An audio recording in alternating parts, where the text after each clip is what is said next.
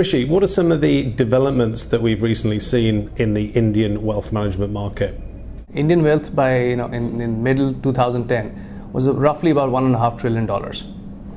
And if numbers are hard to come by to see how much of that is in what you would call organized wealth management, but it's somewhere less than 5%. Right? So it's still a very nascent industry, very fragmented, which is not unusual in most parts of the world, but very fragmented. The business models are evolving, and so they've gone from being very opaque and very in terms of what products were offered, how pricing was offered, to now shifting very rapidly since the 2008 meltdown to a kind of new paradigm in terms of better pricing, more transparent products, a more complete open architecture platform that seems to be moving to the direction. But there's a long way to go, right? And so and business models will continue to evolve. Rishi, what changes have there been from a regulatory perspective, and how has that influenced the market? The most concrete change that has happened is that the fact that the regulators abolished mutual fund loads. So previously, mutual funds could pay out 225 basis points right off the top in an equity mutual fund to distributors, and then they could contribute whatever additional they wanted to contribute through their own P&Ls. So the regulators basically came out, with fairly short notice, August 2009 actually, and just basically said no more loads. Right? So if you want to get paid, you can get only paid by clients paying you advisory fees, but the products can't pay you anything. So no loads. That is kind of the most seismic shift, and that was pretty quickly done. So it was announced and it was done in a period of less than 12 months. And which didn't give the industry time to adjust, if you like. Right? And that's been the most significant change. Have there been any other changes?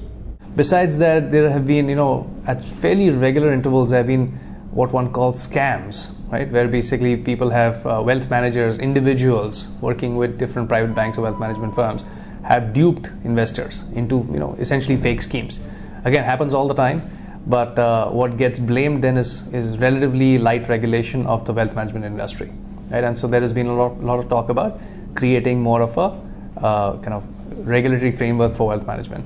At the very minimum, creating a framework for accrediting advisors, which today doesn't exist. So today there is a body called Association of Mutual Funds of India, which is the only one that does some accreditation, and that is not a very kind of tough test, if you like. So there is no equivalent of an FSA regulatory framework or a Series 7 NASD type thing that happens in the United States, which is what is being talked about. Rishi, what are the opportunities as you see them within the Indian wealth management market, and how will you take advantage of those opportunities? We think financial assets, investable assets, are currently about $1.5 trillion, $1.5 trillion. We expect that number to double in the next 3 years. So if you just think about that from an annualized growth rate perspective, the total pool of investable assets available with Indians at large, not just the wealth management space, is likely to grow at about 25% plus. And that's not surprising, just given that the GDP on a nominal basis is growing anywhere between 15 to 20%, right? And so that's kind of what's been going on. From the standpoint of how the industry is segmented and how the client base is segmented, India has about 200 plus million households. But really the opportunity set exists with, and we look at it at two different cuts, if you like. There's a $1 million plus household level, which is roughly a 5 crore number here. And that today is somewhere in the ballpark of 250,000 households, right? And that's kind of what a lot of people are running after. And then there is the next level of opportunity, which is call it affluent, call it emerging HNIs, which is roughly runs from about $50,000 of investable assets to about $1 million of investable assets. So that's a big pool and growing very rapidly. Right? So today that's about 1.5 million households, and that is expected to continue to grow at more than 20%. Right? And that's where a big chunk of the opportunity is in terms of where we see growth. I think those are the cuts people take. The models below that are still being figured out, right? And so we play a big part in that. But that's where one will have to evolve into models which are less people intensive and more call center online intensive. Rishi, if you had a wish list of things that you would like to see changed in the Indian wealth management market, what would be on that wish list?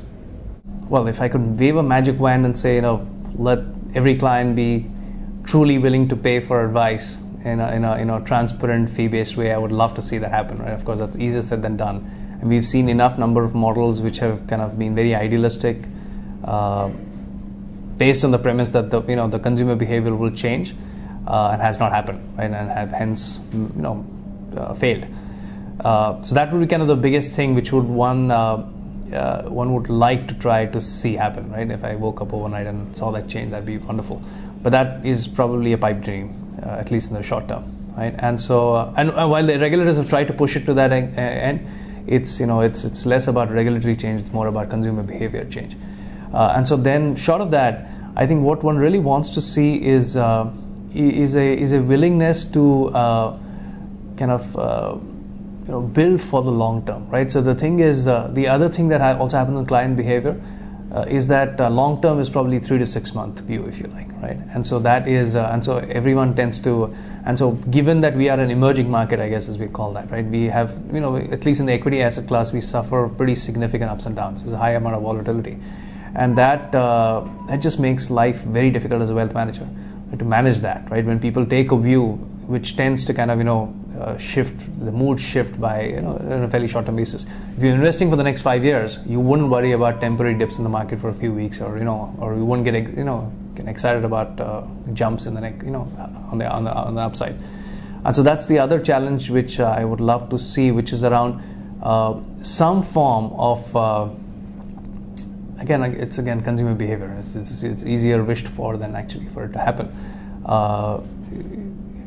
So that's the other change, right, in terms of educating investors to take a longer view. The only other change I would say is there is a need from a regulatory standpoint, from an industry standpoint, so from both a self-driven, self-regulated perspective as well as from a mandated perspective, to have a clearer quality control about who can advise and who cannot advise, right? So this is still a bit of a mom and pop cottage industry, if you like. And which is my earlier point I made about the fact that the organized wealth management is a very, very small portion of of the wealth being managed, and hence to bring about some level of professionalization and accreditation would be an important thing to do.